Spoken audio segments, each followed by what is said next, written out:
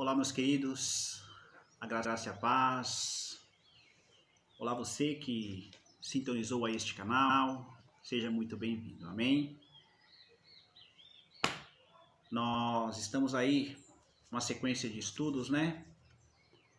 Na nossa IBD, Escola Bíblica neste novo formato, como vocês sabem, onde vocês têm assistido a esses vídeos, né? Queridos, a aula de hoje nós iremos tratar de um tema, aliás, de um assunto muito interessante. Sabemos que o tema central da nossa escola, dos estudos, né, das aulas da nossa escola bíblica, tem sido uma vida centrada no Evangelho. Dentro deste tema central, nós temos estudado alguns assuntos. E o assunto de hoje é um assunto muito interessante. O assunto de hoje é o Evangelho e a família cristã comum. Então iremos falar de família. Coisa boa é falar de família, né? Queridos, nós sabemos que a família ela é uma instituição estabelecida e criada por Deus. Por que nós sabemos disso? Porque a Bíblia nos diz. Em Gênesis, capítulo 2, a partir ali do versículo 21, se você abrir a sua Bíblia, está escrito que Deus, após ele ter criado o homem, no caso Adão, ele fez vir um sono muito profundo sobre o homem. E quando aquele homem dormia profundamente, Deus então foi lá e tirou uma das costelas do homem, e desta costela ele fez a mulher. Então a mulher, né, passou a ser auxiliadora daquele homem. Versículo 24 está escrito que por esta razão o homem deixará pai e mãe e se unirá à sua mulher. E eles se tornarão uma só carne. Então Deus, a partir de Adão e Eva, eles estabelecem então a primeira família da terra. Amados, nós sabemos que uma das principais, ou se não, vou dizer a principal característica e ação do diabo é tentar destruir, eu digo tentar destruir, tudo aquilo que Deus criou. E com certeza, neste pacote também está a família. Na verdade, a destruição da família é um dos principais, eu posso dizer, um dos principais objetivos do diabo. Pois uma família, ainda que cristã, mas que vive uma vida longe dos padrões estabelecidos por Deus para uma família, esta família gera danos terríveis a ela mesma, porque ela irá sofrer demais, e também ao reino de Deus. Porque essa família não glorificará a Deus no seu modo de viver. Queridos, e para que isto não aconteça com esta família, só existe uma coisa a se fazer. Só existe uma coisa que esta instituição chamada família, estabelecida por Deus e criada por Deus, pode fazer para que isso não aconteça sobre ela. E a coisa é viver uma vida centrada no Evangelho. Uma vez que a família cristã vive uma vida centrada no Evangelho,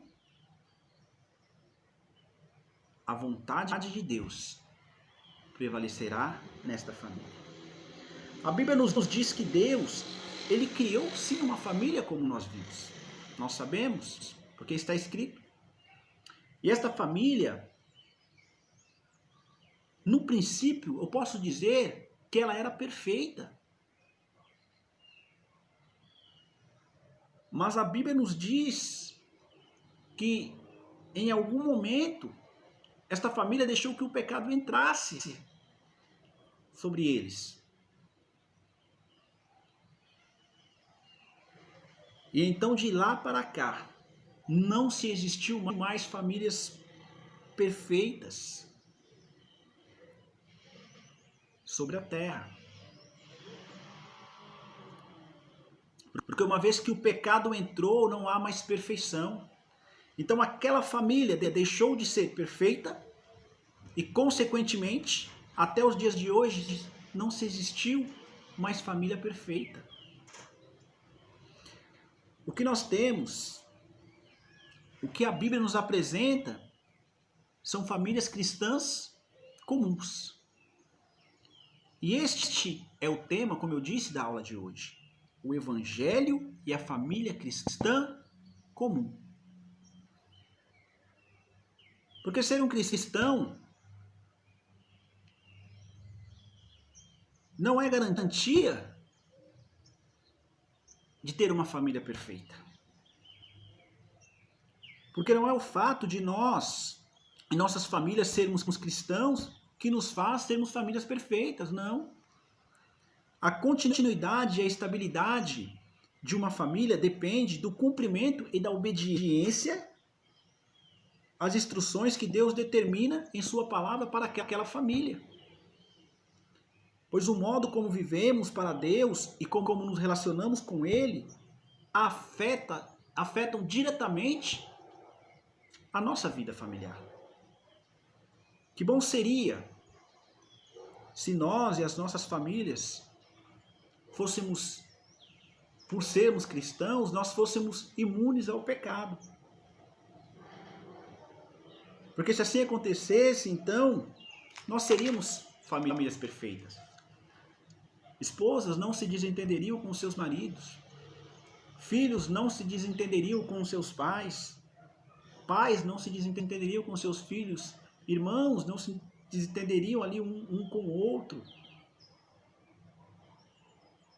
Porém, nós bem sabemos que no dia a dia familiar, o conflito relacional, ele está, vez ou outra, sempre presente. É assim ou não é?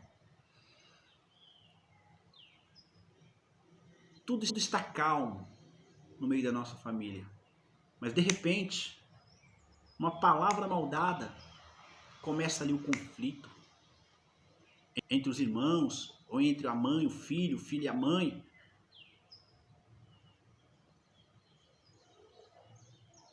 Mas o interessante é que quando os conflitos eles chegam nas famílias, quando os conflitos ocorrem no nosso meio familiar, nós procuramos fora de nós mesmos a razão para os conflitos. Já percebeu? Olha que interessante. Porque assim, sempre a culpa é do outro. Quando começa ali um conflito no meio de uma família, e nós estamos nessa família, sempre a culpa é do outro. Ah, mas ele não me respeita. Ah, mas por que ele falou aquilo? Ah, mas eu estava certo.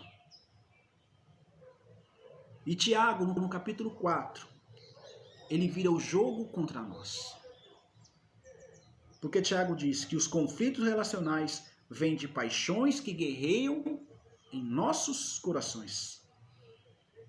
Capítulo 4, ele aborda o conflito relacional com a seguinte pergunta a cada um de nós.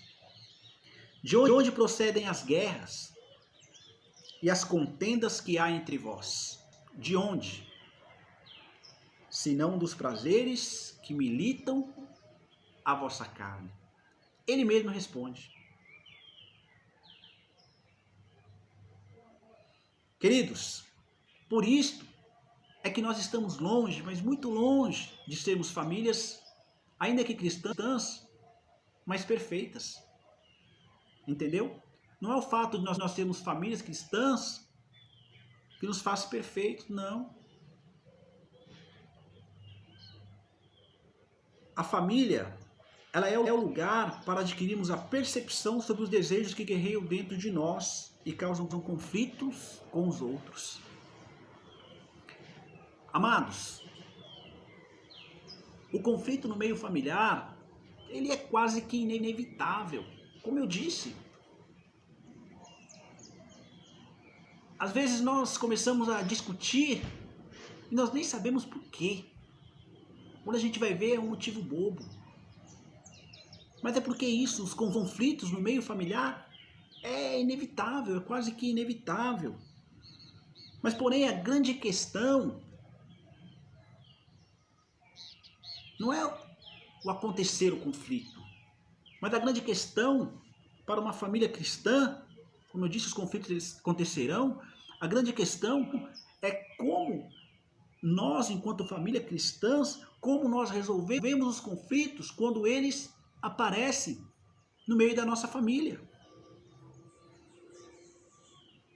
Nossas paixões e desejos carnais, perceba isso, nossas paixões e nossos desejos carnais sempre nos levará a resolvê-los pela nossa sabedoria humana. E aí é que está o erro, porque quando nós fazemos isto, nos tornamos donos da razão, nos tornamos senhores de nós mesmos, senhores da verdade, e o pior, nós nos tornamos julgadores implacáveis e sem compaixão das pessoas da nossa própria família. Ou seja, com as nossas esposas, seja com os nossos maridos, filhos, com os pais com os filhos, os irmãos ali com os irmãos. O fato é que quando o conflito chega na nossa família e nós usamos como base para resolver este conflito a nossa sabedoria humana, nós nos tornamos senhores, né, de nós mesmos. Como eu disse aqui, nós nos tornamos julgadores implacáveis das pessoas da nossa própria família. Sabe o que acontece? Nós deixamos a oportunidade de mostrar o amor de Cristo para os da nossa casa.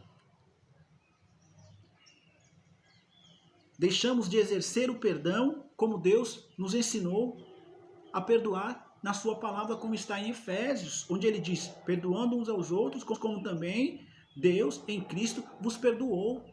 Perdoando uns aos outros, que dirá os da nossa família. Então, na prática de uma vida centrada no Evangelho, todos os membros de uma família entendem que são pecadores e podem então demonstrar empatia com todos que pecam. E assim, juntos como família, ensinam um ao outro o caminho do arrependimento e do perdão. A esposa que entende tanto o problema do marido, aliás, a esposa que entende tanto o problema do pecado, quanto a graça e o poder do Evangelho, é capaz de compreender que casou com um homem que não é perfeito, porque ela também não é. E ambos, quando arrependidos, podem experimentar o perdão restaurador de Cristo. Queridos, que possamos exercer mais o perdão com os nossos familiares, quando esses pecarem, porque nós também pecamos. Não é só eu, aliás, não é só o meu filho que fala alguma coisa que me ofende. Às vezes eu também falo algo que ofende o meu filho e eu também estou pecando, assim como ele pecou. Às vezes não é só ele que faz algo que me desagrada, às vezes eu também faço algo que desagrada a ele. Então, quando tivermos esse momento de conflito, que a gente saiba, na direção de Deus, resolver. Porque às vezes nós temos que entender que nós também erramos, que nós também saímos do centro da vontade de Deus. Às vezes nós também entristecemos o Espírito Santo de Deus que habita dentro de nós. Quando nós, na verdade, quando não nos deixamos ser pessoas controladas por Ele, para poder obedecer a Deus, no que diz respeito à nossa família, e ter um lar feliz e duradouro, não perfeito, mas um lar aperfeiçoado, uma família aperfeiçoada na graça de nosso Senhor Jesus Cristo. Então que a gente possa entender que nós não somos perfeitos enquanto família cristã. Que o filho, ele pode falhar em dado momento. Que o pai, ele também pode falhar com o filho em um dado momento. Que a esposa pode falhar com o marido, que o marido pode falhar com a esposa, que os irmãos falham um com o outro. Mas, meu querido, que a gente nunca esqueça que o amor é o maior de todos os sentimentos que nos une. E que a gente saiba perdoar uns aos outros. Porque nós não somos perfeitos. Nós somos apenas famílias cristãs comuns. Que quando os conflitos chegarem até a nossa família, que a gente saiba resolver estes conflitos, porque eles chegarão. E quando eles chegarem, que a gente saiba resolver esse conflito com base na palavra de Deus.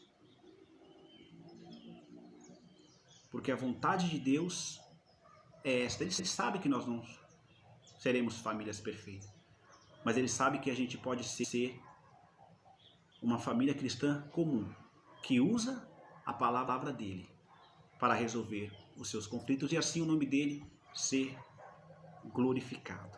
Amém? Assim eu termino esta aula. Agradeço, a cada um de vocês aí que assistiram, esteve com a gente. Amém? Amanhã, domingo, nós teremos aí o nosso culto pela manhã, às 10 horas. Você que pode estar conosco, você será muito bem-vindo. Deus tem uma palavra para você, eu creio. Deus tem louvores abençoados para você. Então vá ao culto, você que pode. Você que não pode, logo mais,